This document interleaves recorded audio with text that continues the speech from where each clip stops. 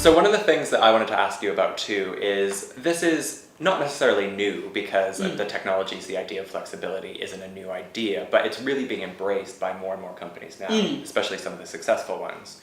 So a lot of companies or organizations might think of the barriers, or they'll think why it's difficult to start. So I want to ask you about 3 areas that can be difficult to change in business, especially when you're embracing flexibility or new ways of working.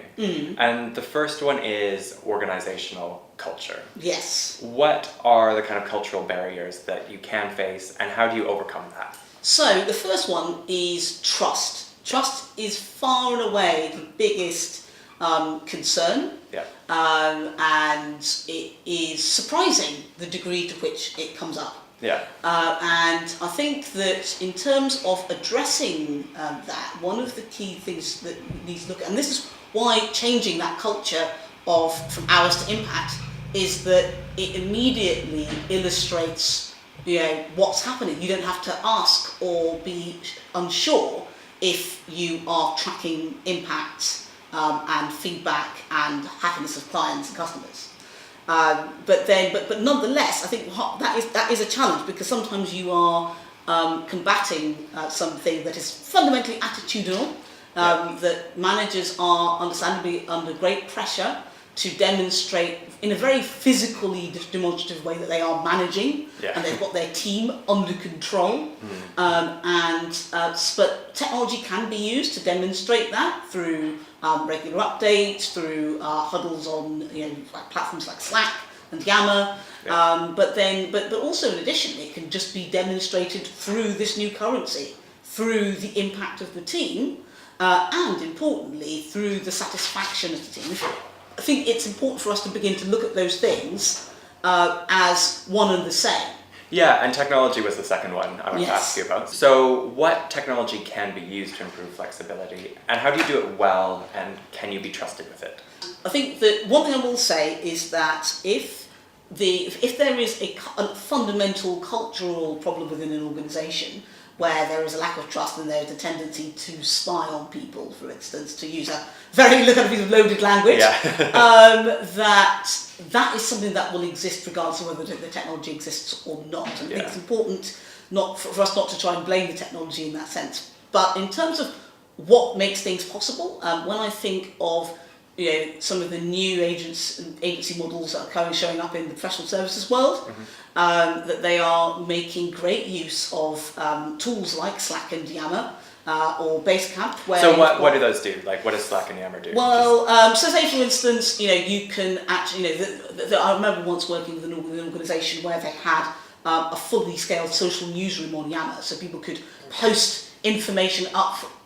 They could pitch articles, and those articles would be approved or sent back for further editing by the editorial director, and that all happened in real time. So everybody could see what other people were doing. It was a very transparent process in that sense. So if somebody wasn't submitting content, it was very obvious. Okay. And if people's things were being sent back for regular editing, that was also entirely visible as well. Okay. So, but it was important that visibility was also balanced with a culture of empathy and positive engagement, because people aren't going to want to put themselves out there into a public sphere if everyone else is trolling them. Exactly. If there is a high social and professional cost to doing so. So I think that it's creating that positive culture of contribution and constructive feedback from the outset. That's essential to make it happen. And also, the other thing was about ensuring that everybody was a regular contributor to the process as well. Because often what happens within any kind of social platform is you'll get 1% of people who are curating and building content, the 9% who are engaging with it, and the rest of the 90% who are just sitting there not doing much. So changing that ratio is absolutely essential. Yeah, and so that kind of gets onto the third point too, which is really integrated in that, is what's the role of management? What is the organizational structure like? Because when these things start out, you need someone to model the behavior, to define what's appropriate, to kind of manage or curate the kind of appropriate type of behavior in those spaces. So will a traditional management structure work for that? Do you need I think it can. I think it definitely can. I think that it's less to do with the management structure and much more to do with the relationship between, let's say for instance, a CEO says, I want to make a more flexible culture. Then he or she has to go and they have to role model it. They have to regularly communicate it. And believe in it, right? They have to live it and breathe it themselves. And they have to ensure that the rung of managers sort of immediately below them and below them again are actually bringing that to life and to spot pockets and where it is not being enforced. So what do they do in that case? Well, I think this can be a real challenge, is the answer to your question. And there's not necessarily a cookie-cut answer. The reason why is people aren't necessarily going to rat on their boss to senior management. But they don't need to if it's all online. But that's the thing, right? if it's online, but it may be, for instance, that that you make the process for applying for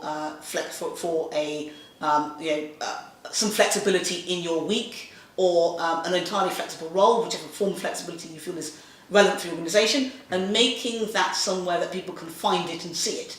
Yeah. Because then any rejections can also be seen, and then the reasons for those rejections could also be seen. So that could be one example. Not necessarily saying that is appropriate for every single organisation, but that's one example of making sure that that's visible.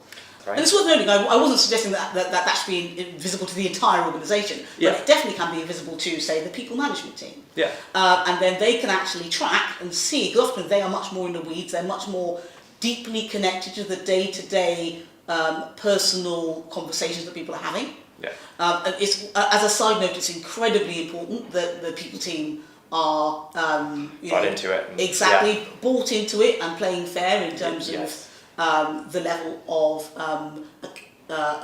confidentiality around any roadblocks.